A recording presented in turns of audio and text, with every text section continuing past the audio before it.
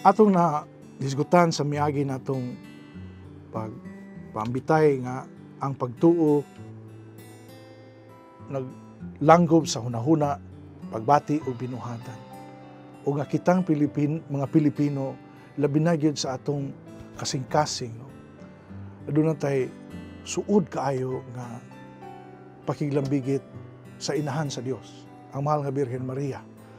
Nga gitawag kitang mga Pilipinon nga amante Pueblo de Maria, ang lungsod nga nahigugma ni Maria. Karon atong tan-awon kung mauna ang atong pagtan-aw sa inahan sa Dios. Karon kita mga Pilipino unsa may atong pagtan-aw sa iyang anak nga si Hesukristo. Alang kanato nga mga Pilipino, si Jesus mao ang tinubdan sa kahiusahan sa gugma.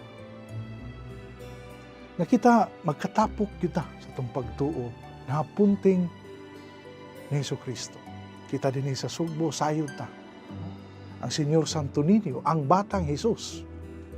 O gani sa tibuok na ni kalibutan karon mga Pilipino. Nga doon na tayo espesyal nga debosyon nga pagsimba sa bata nga Jesus. O gani sa Manila, ang ila pong pagdawat ni Jesus dito nga magkahiusan minilyon ka mga tao, mao ang Jesus nga Nazareno. So, ingon niya na, no? Munang mahinumdum tingalita, no? Ang unang linya sa tuang gosos sa Senyor Santo Niño, bato, balani sa gugma. Gugma.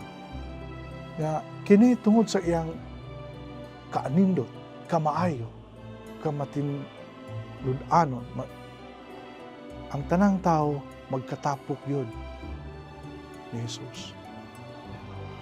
Unya, sa giniingon ko na sa unahan, kita mga Pilipino sayo ni ini kay doon naman tayo mga mithi nga naa kulturanhong mga mithi nga maoy makapatukmod ka nato sa pagdawat nga hiniusa. Sa giniingon ko na sa una, kining maayo na itong kabubuton, kining pag-abi-abi na ito, o kining pakikisama ba? No? Makiingon-ingon. Nga, dali na kayo ta. No? Nga, imbis magpalayo, dali na kayo kitang mutapok. Dali na kitang magkatipon. Tanawa na, manimba pananglitan, no? Bisag wata kaila, kasi sa manimba lang, no? Sa wata kaila, inigsurot to simbahan, kaila na itong tanan. Ato na, kay muadto ka sa laing dapit, tunay manimba pero iyahay, hilom, lingkod. Pero din murag kaila na ito, mumita na inig-ingog. Ipakita na ito atong pag-inig sa unay, musaba ang simbahan kay pila lang sa uban ng murag kabayo, no? Magyango-yango ra. Pero naagi na, no? Naghiusa man ta, nagkahigalaay man ta, na nagkahigugmaay man ta. Bisan tuod usahay inigawas, padayon bungol, no? Maglingkod ta, tapad. Mag-awi ta og dungan. Kay si Jesus tinugdan man sa kahiusahan. Si Jesus usab tinugdan sa kalinaw ug kalipay natong mga Pilipino. Dili ta dato nga nasod. Naagyapon ang mga kabalaka, daghang mga kalisod, daghang mga kalisdanan, daghan gani kayo mga kalamidad nga mahitabo ato kada tuig na balik-balikan ta. Pero in general, uni nakaanindot sa pagtuo nato mga Pilipino nga lawong gihapon ang atong kaamguhan sa Dios nga nag-uban kanato. Nga nagpabilin gihapon nga suod ang atong pakirelasyon ni Hesukristo. nahinumdong tingali mo sa dako kayong bagyo, ang Yolanda. Kadaghang mga imahin nga tumakitan, mga bata, nagkatawa lang gihapon. Nagduwa pag basketball. Sa'yo pasabuti na. Mingon tingalitang, kita mga Pilipino, di tabo dawat, likay ta. Pero kung natong pamalandungan, ingon ta niya na, tungod kay lahom kayo ang atong relasyon ni Jesus. Lahom nga sa ingon niya na, nataliwala sa kalisod o kalisdanan, siya nagauban ka nato, siya gihapon ang tuburan sa atong kalipay. Ug alang ka nato mga Pilipino, si Kristo si Jesus, maog yun ang misyonero.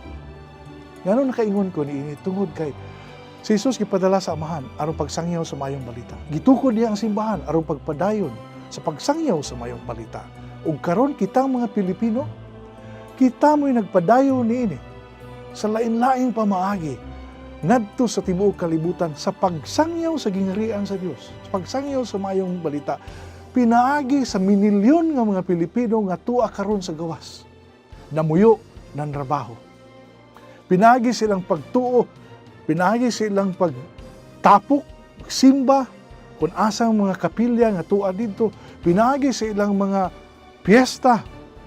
Daghan kaayong mga tao nga dili Pilipino apan nakaila na duol o gani nahimong mga Kristiyanos matuon nakaila ni Kristo tungod sa mga daghang Pilipino nga mihimo sa ilang misyon dili pagwali wise will do dili nagtrabaho sa simbahan apan pinagi silang pagpuyo tungod kay suod sila nakaila sila ni Jesus. Gihimo nila kini dili lang para sa ilang kaugalingon nga relasyon, pagtubo, sila pagtuo, kundi gipaambit nila kini ngadto sa uban.